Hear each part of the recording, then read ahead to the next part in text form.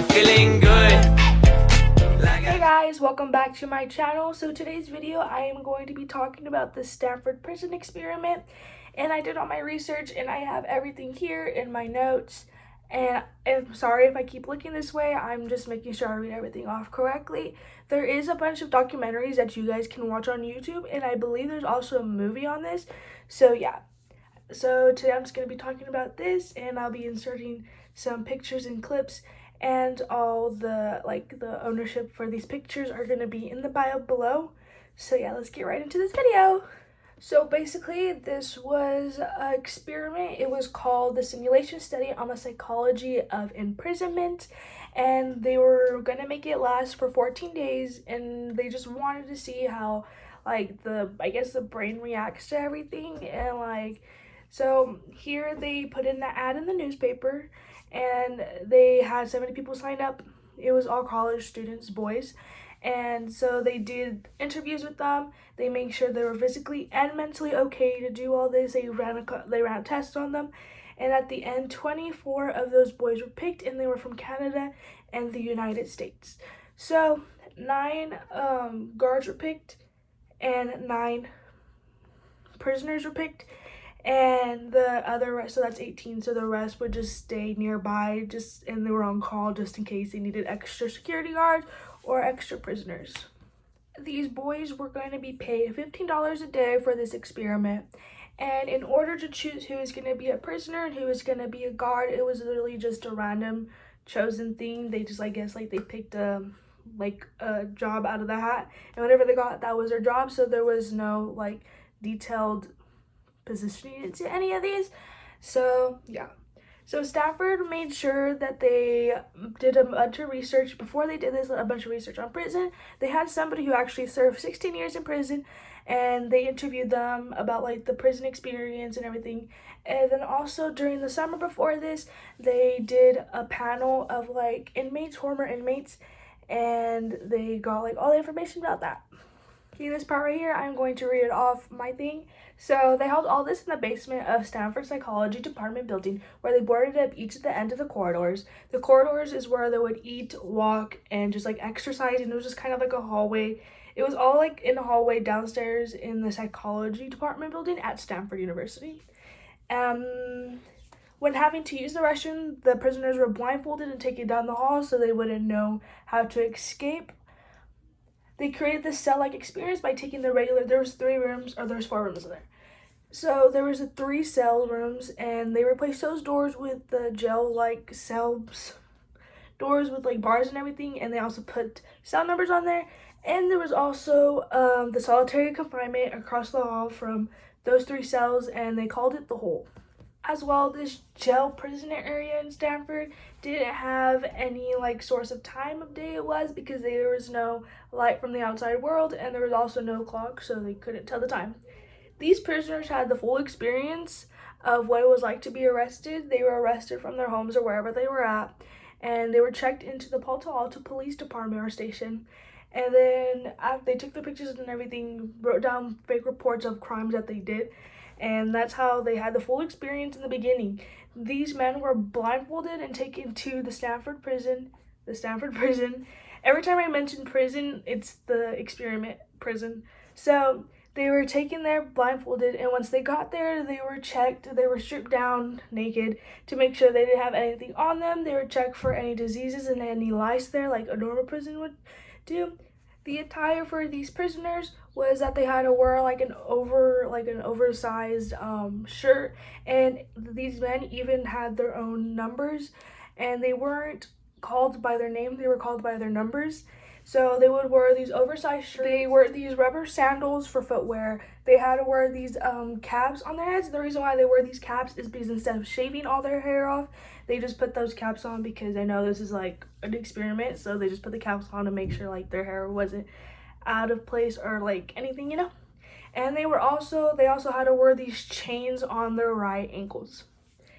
And for the guards, they just got dressed in the khaki clothing, and they had a whistle around their neck, a billy club that was from the police department, and special sunglasses for inside. And these sunglasses, they were able to see inside, but the prisoners wouldn't be able to see the guards' eye contact or like their eye was going. So yeah.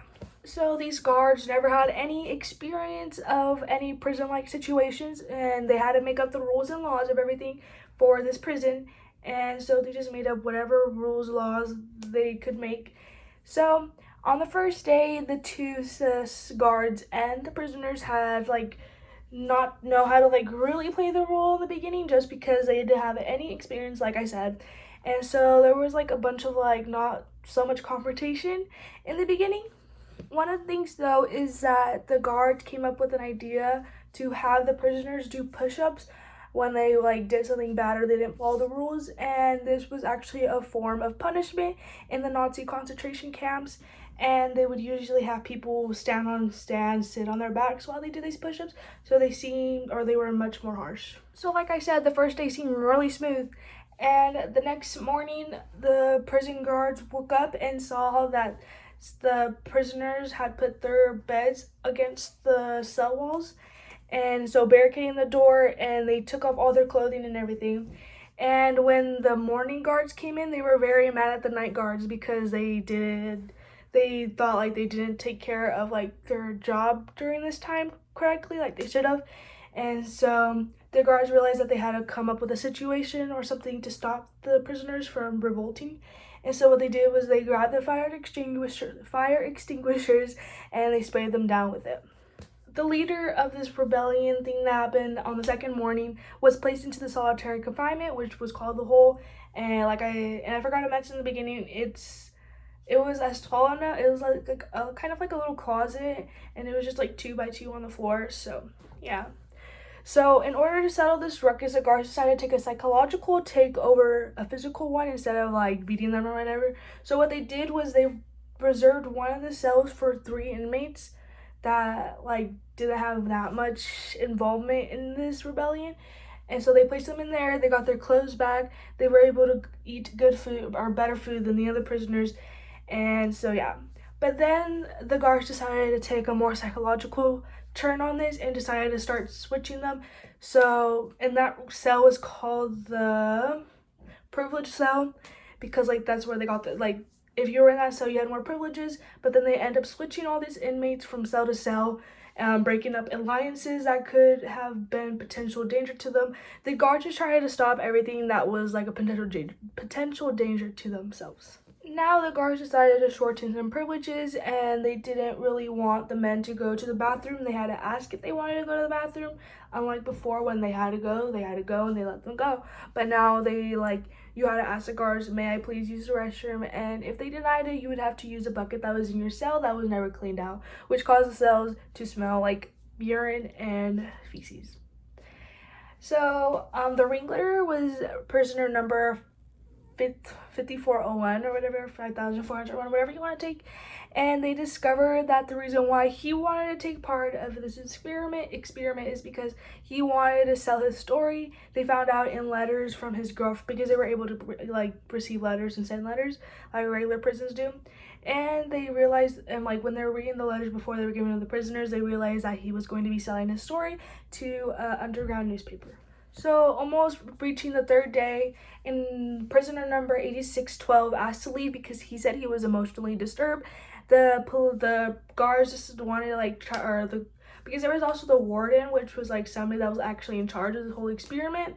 But anyways, he asked if he could leave because he felt like he was emotionally disturbed and he didn't like how all this was planning out. And they tried to make a compromise with him. They told him that he could be an informant in exchange for a prisoner, which an informant usually is somebody that was placed in there so they can like get all the spill on what the prisoners were talking about, and so he could have like better privileges.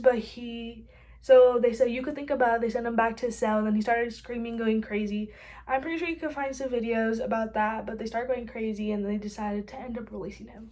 On one of the days, there was a visiting day where families and friends were able to come talk to the prisoners, but the thing is that only 2 people per prisoner at a time, and the visiting time was only 10 minutes each, so some of these families were waiting for hours so they can talk to their sons as the prisoners. And the thing is that the warden didn't want to seem like this was like a harsh experiment that was being taken on their children, so they tried to fix up everything. They make sure the boys were shaved, and they made sure everything was in a good like treatment or whatever, so the parents wouldn't be concerned about that. So there was a rumor going on between the prisoners that were saying that the prisoner that got released the day before, number 8612, he was gonna have his friends come and rescue all these other prisoners and try to set them free. When the security guards heard this, they decided to take action into their own into their own actions. Sorry, my English is so bad.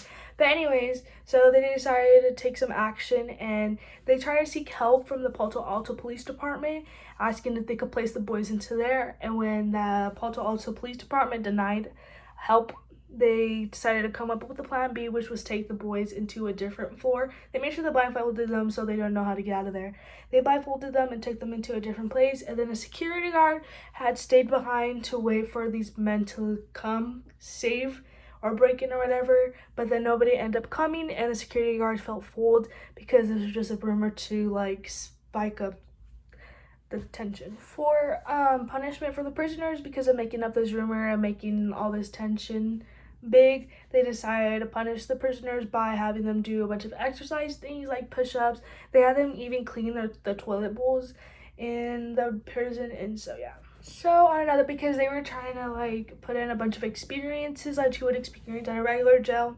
So on one of the days they had a parole hearing for the men, and they were all chained up for whoever wanted a parole hearing, and they talked to like a panel of parole board people that like had no connection with this prison before. And so yeah, they talked to them and everything, and they told the boys that are they willing to also get out of this prison and give up the $50 a day that they were initially promised in the beginning. And so yeah. So on the 5th night, this experiment had come to an end because there was a bunch of parents, when they came to see their sons, they were very concerned of the conditions of what their sons were in, and they didn't like this, and they actually even got lawyers involved with this. So they came to a conclusion that this would be canceled by themselves. So this experiment had only last 6 days. Like I said, it was intended for 14 days. It started on August 14th and ended on August 20th of 1971. So they saw that the guards were just becoming really tense. They were becoming really dangerous, and they just like decided like they were just looking out for their own like well-being. They wanted to make sure the prisoners didn't have anything good going for them. They treated them like hell. The prisoners had like a bunch of them had a bunch of like emotional, psychological like problems after this. Even though this was only 6 days, this causes a bunch of psychological things going on in their brain, and this was just an experiment. It was never really intended to go this far, and that's why one of the reasons why they decided to cancel it was because, or call it off, is because the security guards were getting too out of hand. And so that is this. It's not a story. It's like the information on the Stanford prison experiment, which was a simulation study on the psychology of imprisonment. So I really hope you guys enjoy this kind of video, and I would be glad to make more videos like this because I really like researching about all these things, and I think it's really interesting. And I'm pretty sure like if any of you guys are taking like psychology courses or anything, you probably heard about this because it's one of the most famous ones out there. But yeah, if you guys want any more like experiment things like this you want me to talk about, just comment them down below. Make sure to like, comment, and subscribe on this video. I do try to put my best work into these. I make sure I read up multiple articles on these. I make sure to pull up pictures so you guys can see. And I also watched like 2 documentaries for this. And so yeah, I hope you guys really enjoy this video, and I see you all guys next time.